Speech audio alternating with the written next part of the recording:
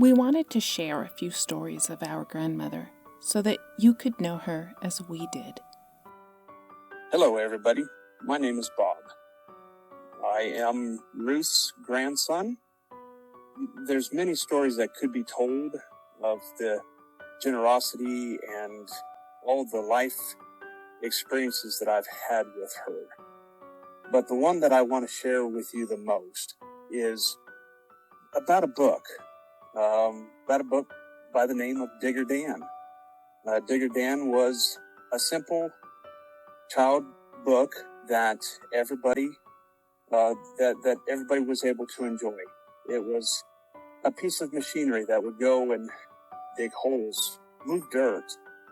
But the part that I wanted to share with everybody is the fact that when I was about 6 years old, I was living with my grandmother, with my mom, and every morning I would go in there and crawl into bed with her, and she would dig out Digger Dan off to her nightstand for me. And she would sit there and read it to me, and just the emphasis on everything, on how she would explain it. And I can remember just sitting back listening to her talk and how involved she was with it. And it just was so enjoying just to listen to her talk, that it was not uncommon for when she was done that I would ask her to read it again.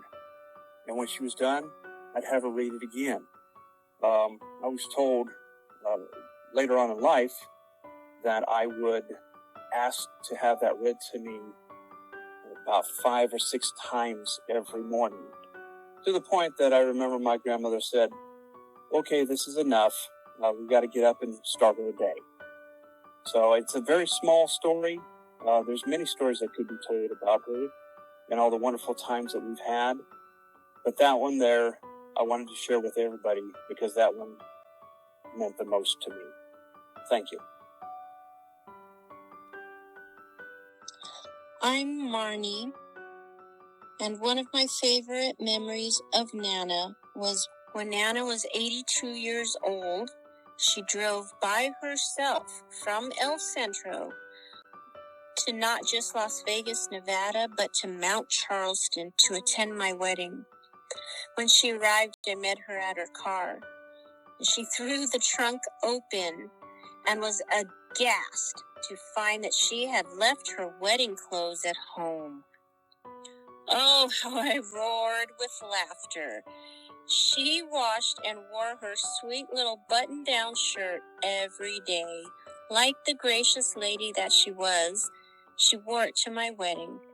It was a perfect outfit, and she looked absolutely lovely in it.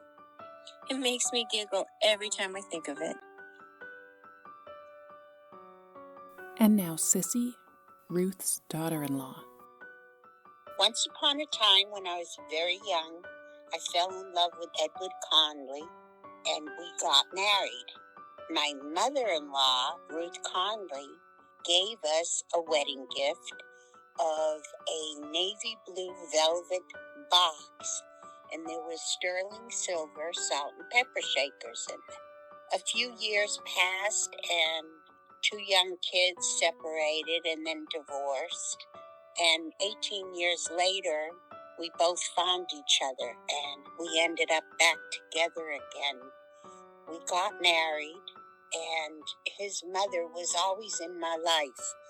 I, of course, had his grandchildren, and she would visit them, and we would go to California and visit her. When we got married the second time, she called me and said, "I'm coming out. I want to help make the wedding. I have a gift for the 2 of you. It's a very special gift." She did come out. She did help make the second wedding. Everybody was there. Our children were there too. The celebration was lovely, and she handed me a box, and I opened it up, and it was a velvet box. We were given by her as 2 young kids for a wedding gift, and there was the salt and pepper shakers. And I said to her, oh my God, I don't know where they went all these years. I looked for them. She said, well, honey, I took them home with me, knowing that one day you and Edward would be together again. So here they are. It was a beautiful, beautiful thing that she did, and it was so sweet and kind of her. My sister asked me to relay her story, so I am reading for her. I am Melissa, another granddaughter to Ruth. When I was 13, we were visiting Nana from Oregon, and after dinner, she served us dessert. My little sister, Beth, took one look at the pudding and began calling it green soap. And Nana said, okay, Beth, that's enough. Beth, that's enough, now eat. But it's green soap, Nana, it's not pudding, Beth said. Beth, that is enough. Nana gave her a disapproving look. Nana, it's green soap, she said again. We started chuckling. We couldn't help it. She was talking about green soap, not some kind of pudding. Elizabeth, eat your pudding, Nana said. Beth started giggling as she picked up her spoon and dipped it into her bowl and lifted a spoonful of green glob that dribbled back into the bowl. Now it's no longer pudding, it's soap. Now all of us kids are doing the same thing. Get a spoonful and watch it slide off the spoon and back into the bowl. Now we're all in trouble with Nana for playing with our dessert. Nana excuses us, sending us into the bedroom until we can behave and eat properly. As we sit in the bedroom and wait, we turn to my sister. Gee, thanks, Beth. Now we're in trouble. Beth just shrugged and giggled. But it's green soap. I said, yeah, but it was pudding until then. So I think, okay, we have to calm down. If we want out of here, we have to calm down so we can eat dessert. You have to stop this. Then the bedroom door opens, and in walks Nana. She comes into the room with a huge grin on her face. We watch her, not sure what's going on. She sits on the bed, and we wait. Then she looks at us and says, well, what? Again, we watch her, wondering what we did. Well, I got myself in trouble too. It sure does look like green soap, doesn't it? We busted up then, giggling and laughing, me, Beth, Val, and Rob. Nana is tickling us and playing with us, and we're just enjoying our Nana time. Then after a few minutes, she stops and says, okay, are we done now? We look at each other. Yeah. Can we go in and eat our pudding like good kids? She asks us. We nod and follow Nana into the dining area where Grandpa Damsbo is waiting for us, and we eat our pudding like we're supposed to, and it was pretty good pistachio pudding. We loved having a Nana that would punish herself with us. We will miss her. This is Jody, and Ruth was my grandmother-in-law. Those that knew Ruth know that she can be strong-minded and have some strong opinions regarding certain matters. For instance, she felt that I was spending too much time with her granddaughter. Upon finding out how she felt about losing out on time spent with Beth, I presented what I thought was a pretty good solution. I sent Ruth a flower arrangement with a note that simply stated, I think this is worth 200 hours. She promptly replied to me with a letter of her own. It stated, many, many thanks for the gorgeous bouquet of flowers. That was very kind of you, and I know you felt they are worth 200 hours. But do you really think Beth is worth 200 hours? If you really need more company than your 2 cats, I have an extra cat here I will loan you. Now, as I mentioned, Beth is very important to me. She is so kind and thoughtful and beautiful, both inside and out, and I am willing to share her. I have to agree these beautiful flowers are worth 200 hours, but for the balance of 2011, that's 9 months for only 22 hours a month. So I'll be most gracious and give you another 100 hours for the balance of 2011. That's 9 months at 33 hours a month, equaling 4 hours Saturday, 4 hours Sunday. Thank you again, Jody. You're very kind. Signed, Ruth. Her reply resulted in an exchange of several counteroffers on both our parts, in which we calculated hours already used and intended to use. In the end, we agreed on joint custody because we knew spending time with Beth was priceless.